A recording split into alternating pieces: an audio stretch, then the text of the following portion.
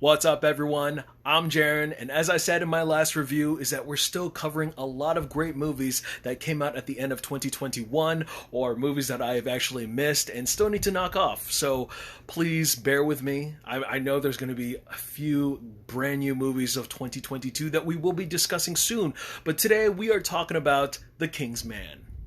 This is a spin-off prequel to the Kingsman franchise, which is also based off the comic books by Mark Millar. And back in the writing director chair is Matthew Vaughn for the third time. The story takes place in the early 20th century, where the Kingsman Agency is first established, and they must stand against an insidious secret society that are plotting a war to wipe out millions. This poor movie was one of the unlucky few that suffered from the merger, and this is when 20th Century Fox was being bought out by Disney, and it was just sitting on Disney's shelf for like 2 years, waiting to get released, but because of the pandemic, it just kept getting delayed, getting pushed back, and I was so unsure of when this movie was going to come out, because there has been like 5 trailers out there going around for the last 5 years, and I was feeling so underwhelmed. I almost didn't want to see it anymore. Deep down, I was screaming, Matthew Vaughn, I want to see Kingsman 3. I don't want to see no prequel. After finally catching it in theaters, I'd have to say, I liked it a lot better than Kingsman 2.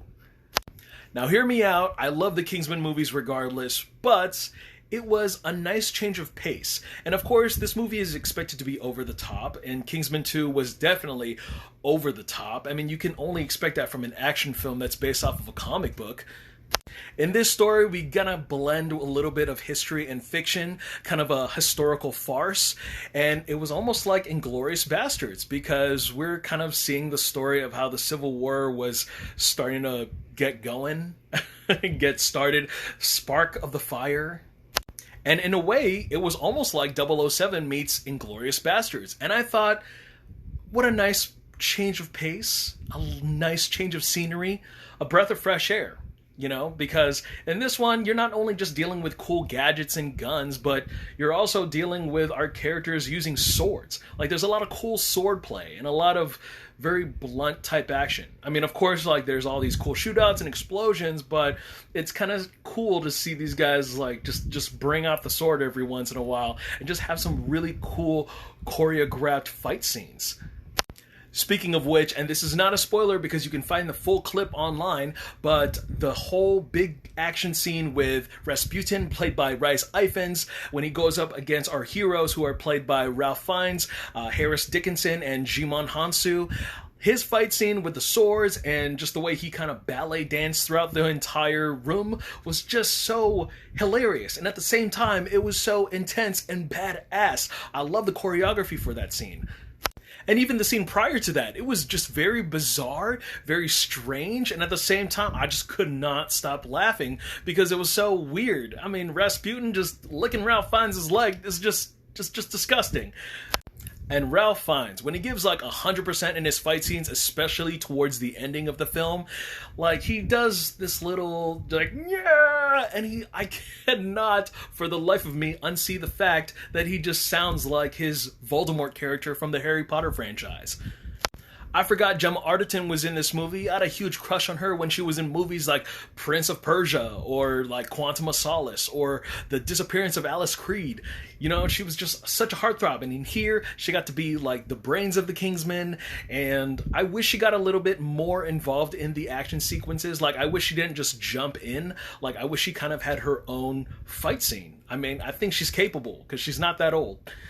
I really thought the trailers were going to spoil it for me, but I was still surprised at all the action scenes that were in this movie, especially, and I have to mention this, I won't get into details, but there is a particular fight scene in the trenches of No Man's Land where the enemies are fighting in the dark. It was just, that was cool. With great action comes an epic, and with an epic comes a really long movie. And it's not that the movie was boring or anything. There were just long pauses to give a little more meat into the story that they were telling. From there on, we are given some heavy-handed scenes of exposition and meetings. And I understand that it's part of history that they needed to weave together some of this material to blend and mesh the fiction and non-fiction portions of what could have started this war. And you get to see some of the tensions between Germany, Britain, and Russia, and just to see how that all kind of plays into the Kingsman story. What I also found interesting, that apart from having a big actor play the villain like in the first two Kingsmen, our villain is actually kept in the dark, kept in the shadows throughout the entire film, up until the big reveal at the end, and of course it is a good one. It's not an A-list actor or anything, but that person is very well known in other films, and I very much enjoyed the final confrontation, and I was really taken by surprise, I'm not gonna lie. Like, I had my suspicions that it was that particular character, but at the same time I was just like, this really did a good job at surprising me.